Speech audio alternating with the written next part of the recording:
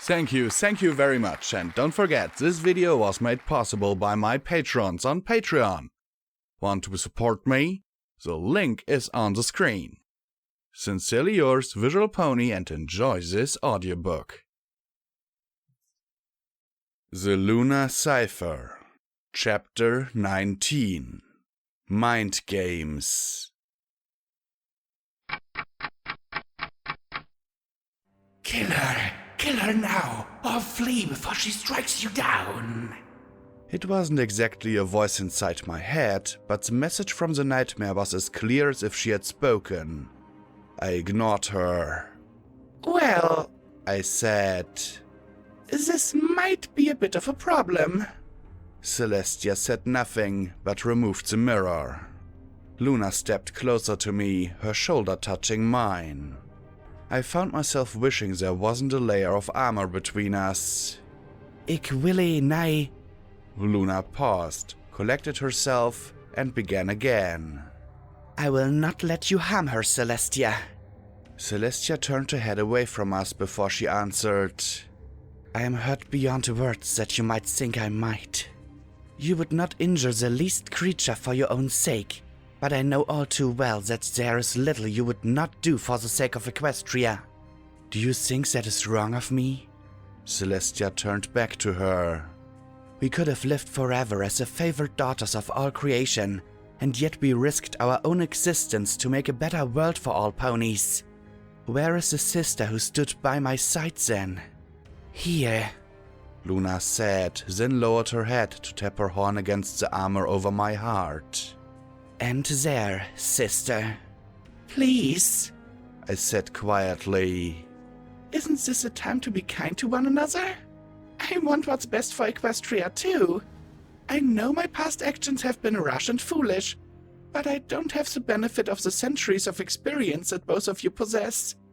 Sit down together and figure it out. Tell me what I need to do, and I will do it.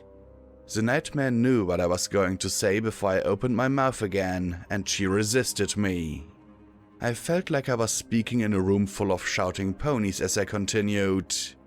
And if that means a sacrifice on my part, then that is something I will have to consider. Never, Luna growled. I am my own pony, and if I decide... You would not save Equestria, Twilight. You would doom it. Could I share a kingdom with Celestia if she even asked such a thing of you? Luna said. You must! I shouted and stamped my hoof on the deck for emphasis. No matter what else happens, you must be reconciled. However you do it, you two must come to an agreement. If the mayor of the darkest shoe isn't going to die, we need to figure out some other way to fix my blundering. I don't want to be remembered as the pony who broke Equestria. There was a long silence, and then Luna gave me a wan little smile and said, Yes, the pony who broke Equestria would make a truly dreadful holiday pageant. I couldn't resist it any longer. I wrapped my magic around her and pulled her into a kiss. After a while, Celestia cleared her throat. Okay, I said as I broke off the kiss. A moment of weakness there, sorry.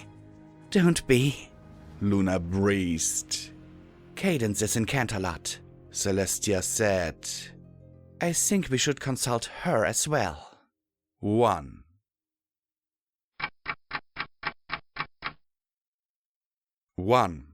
Translation: Twilight Sparkle, you need to get your head examined.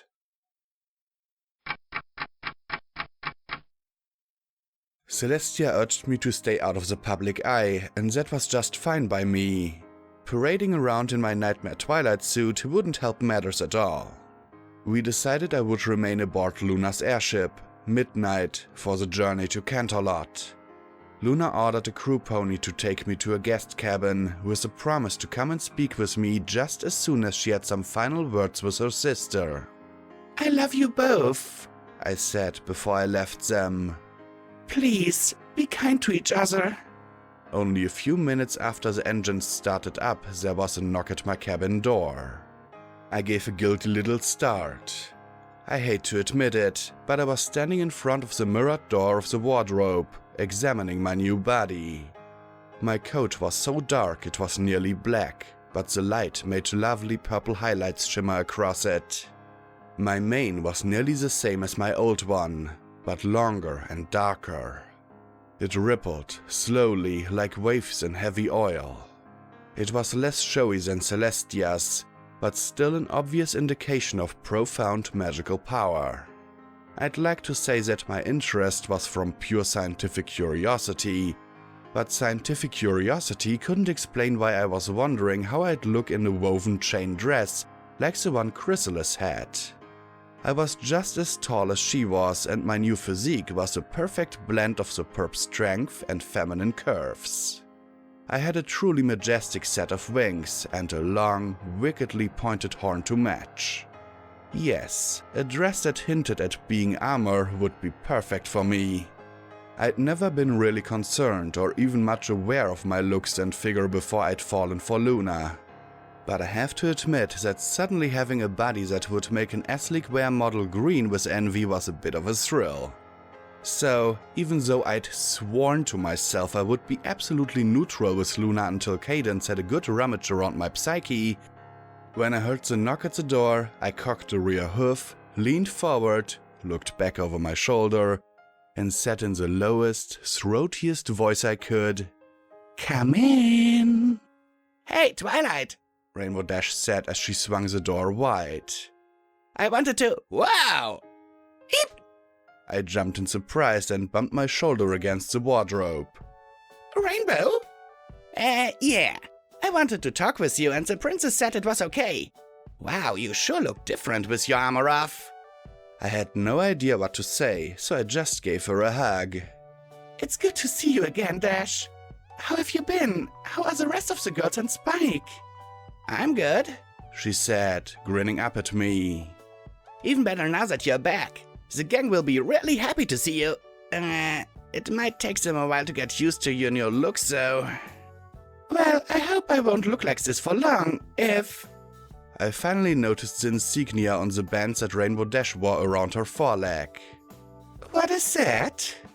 Rainbow Dash actually looked a bit embarrassed when I pointed out her lieutenant bar. Yeah, she said, grinning nervously. Royal Guard Auxiliary. I graduated from the fast track at the academy last month. Served in my class too. First in flying, of course. It was the classroom stuff that dragged me down a bit. That's wonderful. I'm so proud of you, Dash. I swept her up in a full wing hug and spun her around the room. Thanks, Twi, she said as I put her down. Okay, what's wrong, Dash? This is a giant step toward being a Wonderbolt. Half their members come from guard units. You should be bouncing off the walls. She grimaced and looked away. It was really hard for me when things got bad. I mean, it used to be so simple. Princess Celestia, you... I used to know what was what. But when you got trapped and the princesses fought... Loyalty, I said, suddenly understanding. Yeah. Dash looked up at me with the ghost of her usual cocky grin. It's kind of my thing, you know. So being a weekend warrior makes it easy for me. I'm loyal to my commander and my unit, and I don't have to think about anything else. And sure, I don't have to stay up all night arguing about it. I guess it was hard on all of you. Yeah, that's the thing. It's still hard for some of them.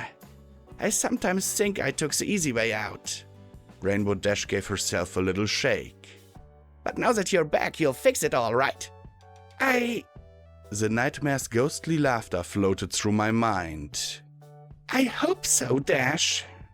A lot had happened in the year I'd been gone, and Rainbow Dash tried to catch me up, but she isn't the best pony for that sort of thing. If Rarity had been there, I would have gotten every small detail and every nuanced interpretation of events. But then, it might have taken her a month or so to get through it all.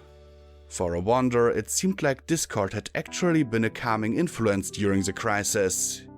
Every time some charismatic pony had come up with a new anti-royalty position and had started to attract significant followers, Discord would throw his fervent approval behind the scheme, and usually the whole thing would dissolve faster than a sugar cube in hot tea. From how Rainbow told it, I couldn't quite be certain whether Discord had been deliberately undermining the agitators or not, but I knew that sincerity and the Draconicus rarely crossed paths, so I had to assume he was being helpful in his own contrarian way. An even bigger shock was that one of Celestia's biggest supporters turned out to be Chrysalis.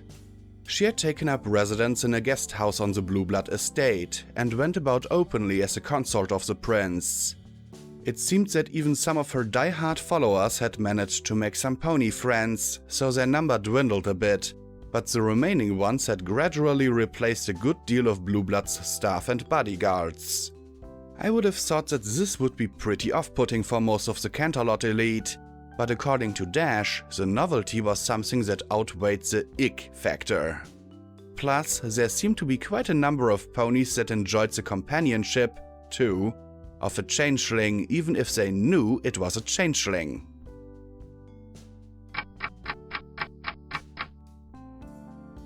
Two. Yes, that is a euphemism. Yuck!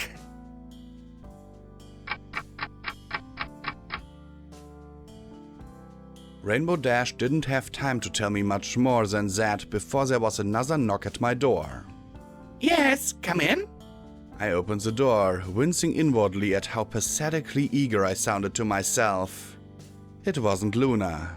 Instead, it was one of her ancestral gods who stood there.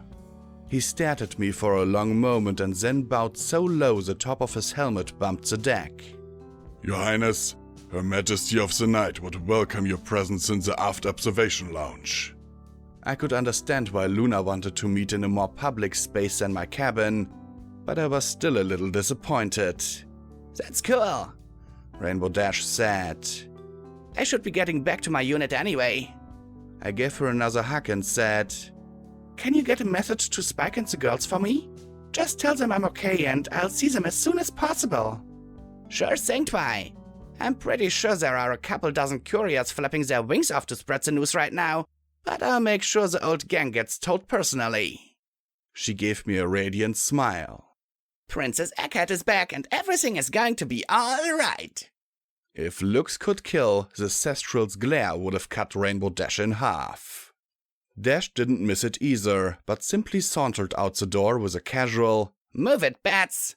Personal friend of Her Highness coming through. There were 2 guards on each side of the door to the observation lounge and another 2 on the deck outside the big rear-facing windows. At least there were none inside the lounge itself, so our talk would be private, if not our actions. Luna sat at a low table near the windows. She smiled as I came in and nodded to the cushions opposite her. Keeping a table between us was probably a good idea. I settled in and waited for Luna to say something. Her smile faltered. So, she said at last. You have met my mother and now are containing the nightmare. I suppose you have also unraveled all the secrets of the world's magic. You are an amazing pony, Twilight. Luna, what's wrong? I snorted at the idiocy of what had just fallen out of my mouth and added, Besides all the obvious things, I mean. My sister has made it abundantly clear that all of this is my fault, and I cannot seem to disagree. Luna.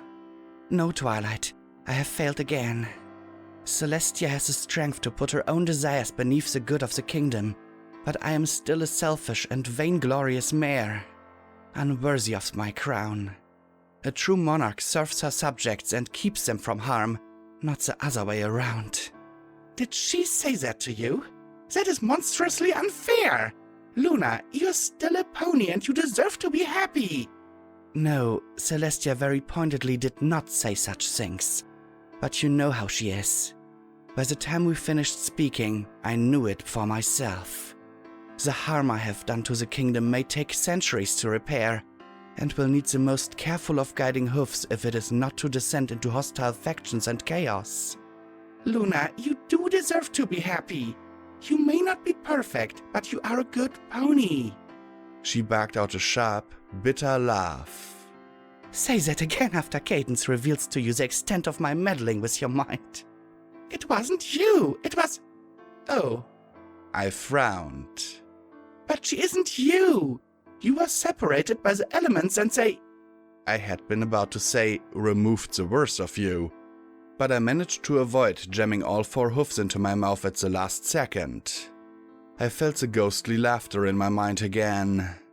That brought up another subject I had been worrying about. What about the nightmare? She's strong enough to be a presence in my mind, and even though I don't seem to be having any trouble keeping control of her now, I'm worried she might be able to influence me like she did before. Luna seemed to be glad to abandon the previous subject. I will guard you each night while you sleep. I'm sure I will be able to keep her suppressed. That's very reassuring. Thank you, Luna. To keep my other self from harming you even more? 'Tis the very least I can do. Luna, please don't be so hard on yourself. You may have made some mistakes, but I wasted millions of bits worth of equipment and pony power while playing right into the nightmare's hooves. It's been an expensive lesson for both of us, but we will fix this somehow and go on as wiser and better ponies. I hope you are right about that, but... I waited for her to continue, but she turned away from me and gazed out the window at the desert below. She will destroy the kingdom if we come to harm, the nightmare told me. She will fight Celestia again, and without the rainbow power to stop her, she may win this time. You must keep us both safe for the sake of Equestria. I suppressed a groan. This might be a lot more difficult than I'd anticipated. There was a knock at the door and a guard called out, Your Majesty, Her Highness's meal has been prepared. Ah, yes. Luna turned back to me. I've had a selection of food laid out in your cabin, Twilight. I'm sure you must be hungry. I hadn't really thought about it, but as soon as Luna mentioned food, I realized I was ravenous. Will you join me? I asked. No, but I will see you after your meal. Or if you've eaten so much that you wish to nap afterward, I will stand by you in the dream realm. Is that likely? I mean, I am hungry, but... Luna smiled. Trust me, Twilight. I nearly ate my weight in cheese the first week I was back from my exile. You will appreciate your first meal in privacy. She was right about that. I didn't do so much eat my food as bathe in it. Real, cooked food with goopy sauces and processed sugar and bread. I ate until I could barely move, and then I rolled onto my bunk and passed out.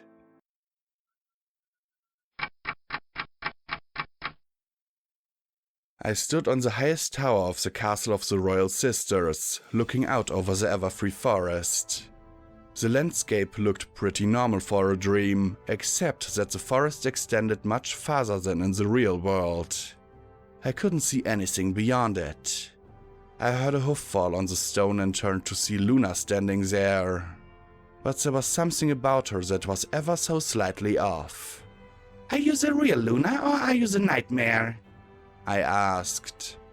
If you can't tell the difference, is there a difference? Hello, nightmare, I said. There was a shimmer in the air and the real Luna walked out of nothingness to stand by my side.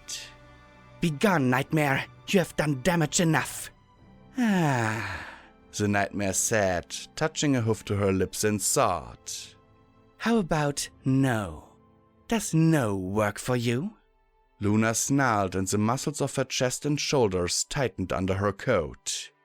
I will drive you away, debased one. Think not that I shall have any mercy upon you merely because you are of my own self. The nightmare snarled back with much pointier teeth. Oh, shall we fight then? Yes, let's. Let us battle each other the way we fought Celestia so long ago and lay poor Twilight's mind to waste. Just as we did this once beautiful land. She swept her hoof out over the battlement, indicating the dark and tangled forest. Luna said nothing, but she didn't move from where she stood, trembling with rage. No? The nightmare cocked her head. Well, that's the first smart decision you've made in years. Leave her alone! I found myself chest to chest with the nightmare without consciously covering the distance. The nightmare grinned and leaned closer to me until our lips nearly touched. Make me, she whispered. My hoof caught her alongside the muzzle with a sharp crack. I'm sure Rarity would have scoffed at my technique, but it was enough to send the nightmare crashing to the floor. She winced and rolled up to a sitting position, her Luna disguise melting away to reveal the black coat underneath. My, how strong you've become, Twilight. And direct. A much better way to settle a confrontation than logic and reasoning, isn't it? I didn't know if I could ever think of her as purely evil ever again, but she certainly had my vote for most irritating creature in existence. Twilight. Luna laid a wing across my whiskers. Do not let her bait you into hasty action. Yes, Twilight, the nightmare said. Be a good little filly. Take her as your role model. Return to Canterlot with a bowed head. Wear a blanket of thorns and eat seared grass to show your repentance. And forevermore, deny yourself anything that conflicts with Celestia's grand schemes. What a wonderful life you will have from then on. That is a twisted version of reality. I follow the princess because she is wise and good.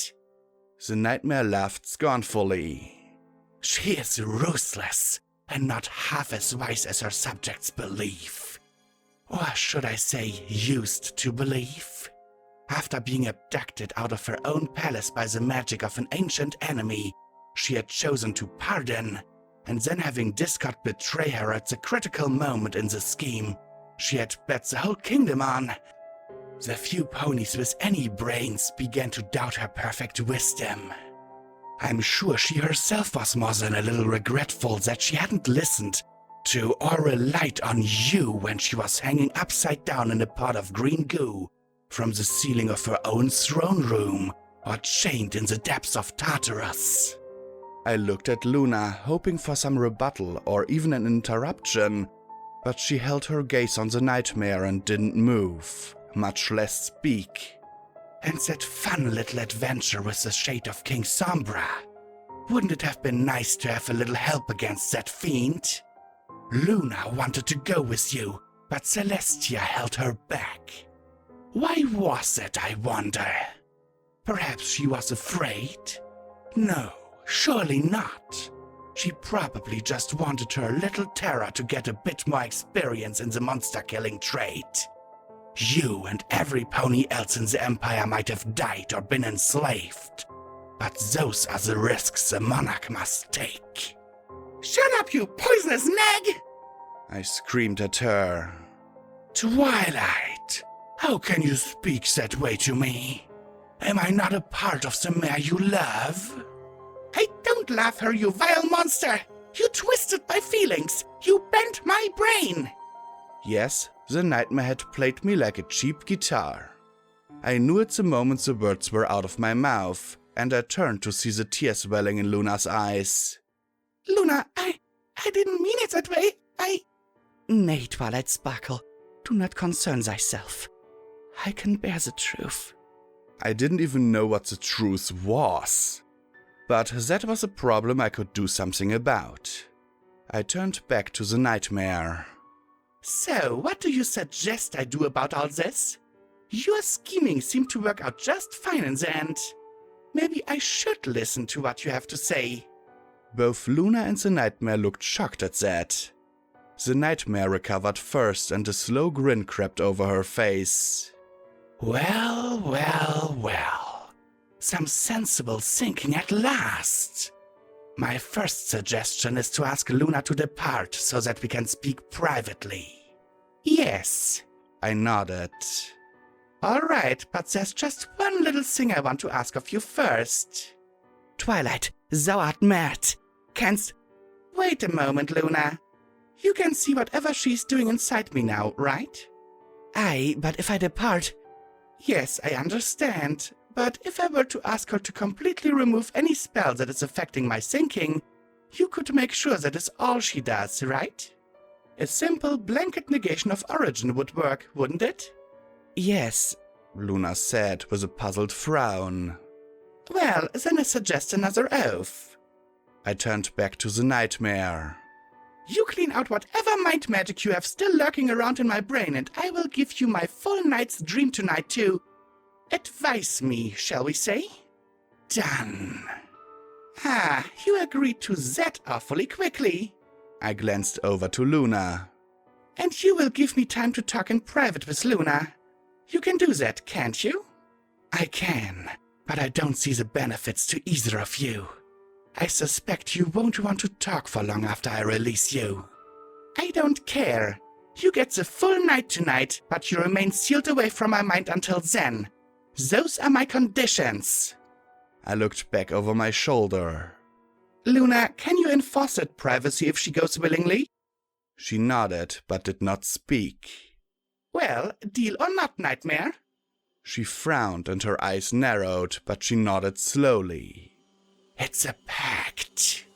We wove our magic together and swore our oaths. The nightmare negated her spells on me with a careless toss of her horn almost immediately thereafter. There have been many times in my life when I have been unsure of my feelings. I am really not the type of pony to let myself be swayed by them in any case, which should have set off alarm bells when the whole sad nonsense started. But when I looked back at Luna, I was certain of what I felt towards her. Twilight? She asked plaintively. I squeezed my eyes shut, turned away from her and clamped my jaw shut on the sobs that tried to escape my throat. The nightmare chuckled. Are you sure you still want that alone time with her now? Honor your oath, monster! I hissed at her from between my teeth. She laughed and reared, her wings spreading in joyful stretch. I will see you tonight, Twilight.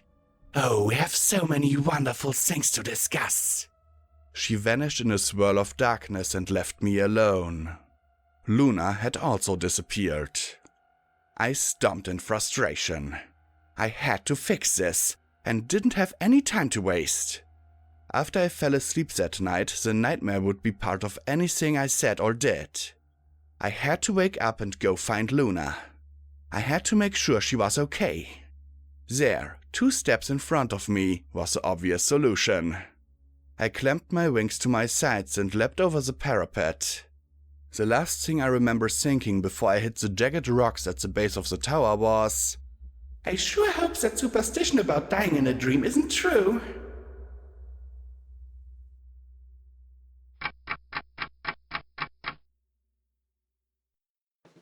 I jerked upright in my bunk and gasped. I threw open the door to my cabin as I got to my hoofs and bellowed, Luna! Luna! I need you right now! I might have overdone the royal voice a bit, because I blew the glass out of several ports of the other side of the passageway. A knot of night guards rushed towards me, then skidded to a confused halt. One of them was brave enough to directly confront me. Her Royal Majesty does not wish to be disturbed. Where is she? He said nothing, but braced his legs against the deck as if he expected me to charge him. Must be somewhere behind you then. I muttered. The Cestral didn't like that at all. He used his right wing to extend a bladed lance from where it had been sheathed in his armor. I will protect my princess. You will have to kill me to get past.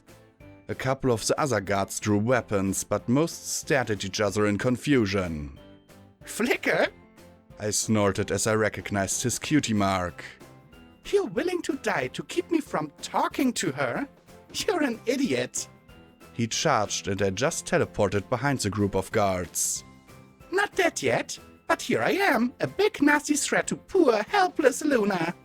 I'll bet I can get to her before you do. He charged at me again, nearly impaling some of his comrades as he did so.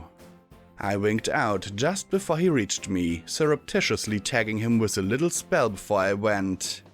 In his rush to reach and defend his beloved princess, he would lead me right to her. Luna had sealed herself in the great cabin and erected a teleportation barrier around it. which would have been a problem for me before I gained the magical strength of another alicorn. The airship rocked and swayed a bit with the energy released when I broke through the barrier, but I don't think I did any permanent damage. I didn't give her any chance to teleport away or even begin a spell. I grabbed her in my magic and shook her. Luna, you idiot! I do love you! I don't care if I got pushed instead of jumping, because this is the best swim I've ever had in my life. Okay, so now there's a certain ick factor that I'm going to have to get over, but if you can put up with me being such a neurotic mess that I rough you up and babble like an insane pony, I think we can work past that. Now, are you going to kiss the ever-loving hay bales out of me, or I'm going to have to break down and scream like a little filly with a rat in her birthday cake? Because I swear, if I have to wait one more second, I will... Luna is a really good kisser. With the fog lifted from my mind, my appreciation took on whole different dimensions. We didn't have time for much else. Sergeant Flicker pounded on the cabin door and shouted, "Are you all right, Your Majesty?" What is with that guy? I asked, rolling my eyes. Is he under some kind of mental compulsion? Luna grinned at me. Converts are always the most zealous, and ponies can be irrational without the help of dark magic. He was with me when I stepped out of your dream and was distressed by how upset I was. She turned to the door and said loudly, I am fine, Sergeant. Please stand down. Can you send for Celestia?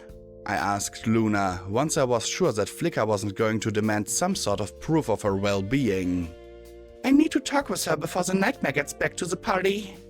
Yes, I can, but what difference will the nightmare's presence or absence make to what you have to say to Celestia? Okay. I took a deep breath. This may seem a bit strange, not to say crazy, but hear me out before you decide I'm a complete nutcase. Of course, my love. I made an oath to listen to what the nightmare has to say, and I wasn't just intending to give her the time to rant while I keep my hoofs over my ears. I am going to listen to what she has to say, and I'm going to evaluate it in the calmest, most logical way I can manage.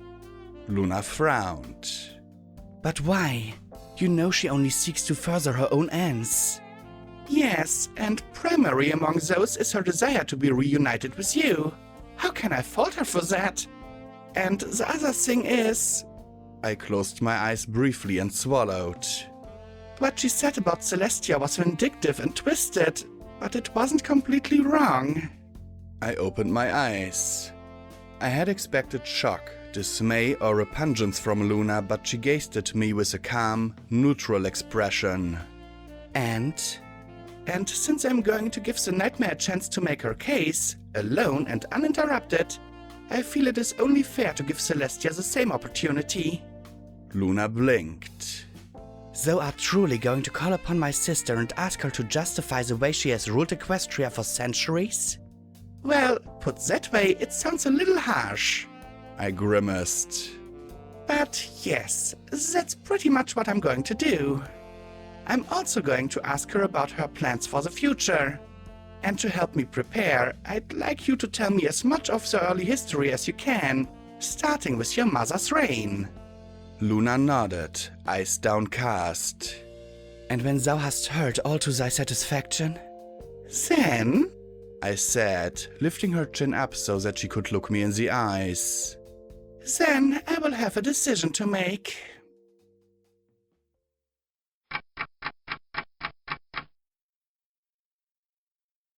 Author's note. Academic Pony and Satus have once again rocked my literary world with their awesome assistance.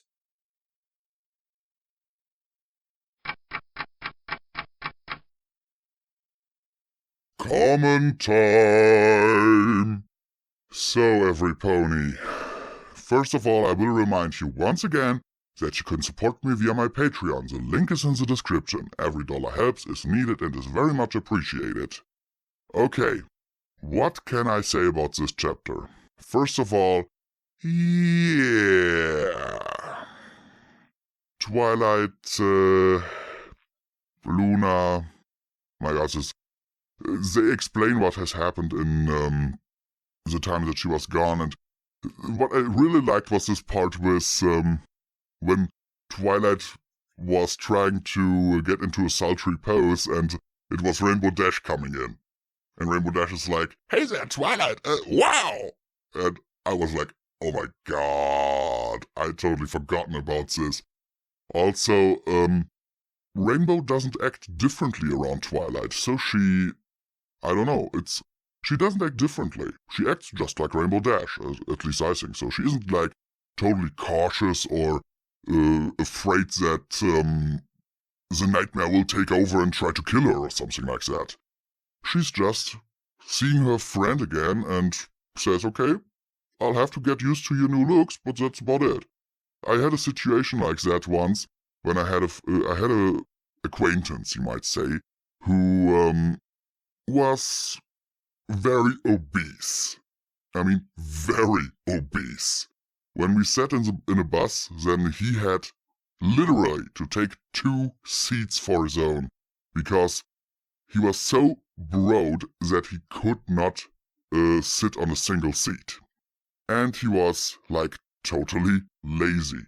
You couldn't get him to do anything physical or, when we went to the movies, he actually, it wasn't even that far. It wasn't that far from his house. The cinema wasn't that far from his house. He took the bus to drive 2 bus stops, which is about 2 kilometers, 2.5 maybe, and to the cinema. So he would get off the bus directly in front of the cinema. I myself, I live like, I don't know, 1.5 hour walk from the cinema away, maybe even a little more. It's about 15 kilometers from my place, and I walk when I go there. So, yeah. And I'm not really for, I'm not doing sports or anything either. So, I didn't see him for a few years, and when I saw him the next time, he had enlisted and was thin as a stick. Seriously. That took some getting used to, too. But I just treated him as normal, just as if we had just met the day before, and we sat down and caught up. That's about it. So, I can kind of relate to that scene, and I find it cool.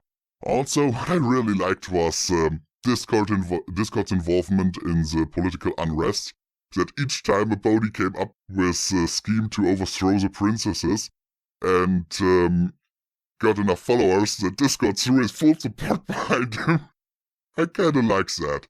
I personally am of the opinion that Discord does not dislike Celestia and Luna. He likes them. That's why he plays pranks on them. You don't play pranks on someone you don't like. I mean, unless they're really nasty pranks. What else? Okay. Twilight agreeing to hear the nightmare out. That rubs me in so many wrong places you can't imagine. But okay. She gives the nightmare a chance to make her case. Okay. It's something that you must imagine I was once or twice elected, like, when I was in my training as a nurse, I was in that class where with all the other people who were being trained to be a nurse, I was elected class president.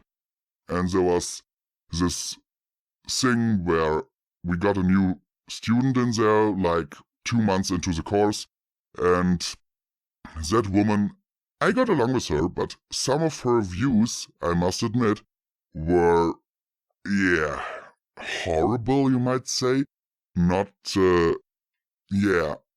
She was just there to do something. She didn't really want to be there.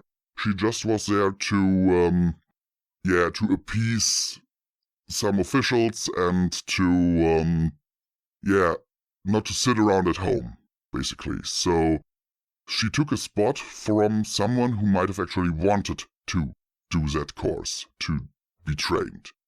And you must imagine many of the people who were in that course with me had been unemployed for a very long time. And she made a few very unsensitive comments about people who have been unemployed for a long time being parasites to society. Oh my god.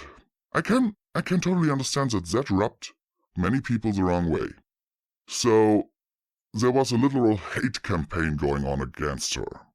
I kinda got along with her, but then again, I'm not a person to seek confrontation. If someone is, not conform with my beliefs, then I say, okay, we have to agree to disagree, and that's the end of the conversation. Period. So, okay, unless they make a good point. When they make a good point, then you may sway my own opinion. But if it's stuff like that, then I just have to say, we have to agree to disagree. The thing is, there was a little hate campaign. Everyone was bashing her. And I was like, okay, stop this. As a class president, I said, okay, look, I will sacrifice my lunch break and I'll be in the empty classroom at the end of the hallway, and everyone who has to say something against her can come in, one by one, and I'll hear you out, and then I'll hear her out, and then we'll talk about those points, me and her, and then we can see if we can come to an agreement. So basically I said I will hear both sides of the story. And I also said everyone who does not come to me in that room has no right from here on out to say anything against her. Do you know how many people came into that room to complain about her? No one. No one came. In the group, they had the guts to bash her, but alone. When they had to explain their grievances to a single person, one-on-one, they didn't have the guts to do so. And then after the lunch break, I got back into the classroom and said simply, okay, this matter is solved. Now get along. Period. And it worked. It seriously worked.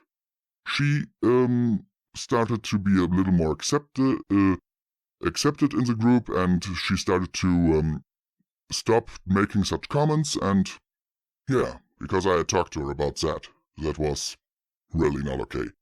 So, yeah, I like that Twilight is willing to give the Nightmare the benefit of the doubt, because I have said it a few times, I think, Celestia is a scheming pony. She has her own agenda.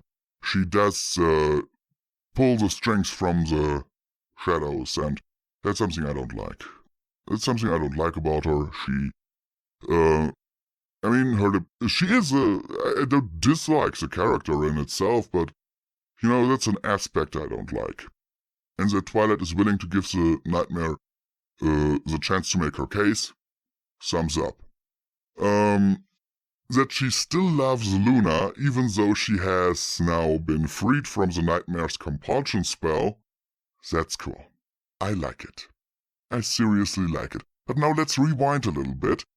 And seriously, Sergeant Flicker. That was a point where I had to stop the recording and just laugh for about 5 minutes.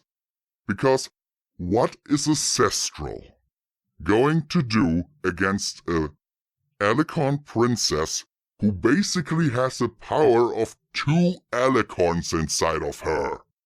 The answer is, he'll get vaporized. In an instant. If Twilight had wanted to, she could have snuffed him out. No problem. She might have destroyed half the airship along with him, but what the fuck? Okay, he's a real fanatic. I get that. Yeah, and now we will see what happens in the next chapter. By the way, I will give you this little spoiler. The next chapter is called The Twilight Rebellion. So let's look forward to that. Sincerely yours, VisualPony.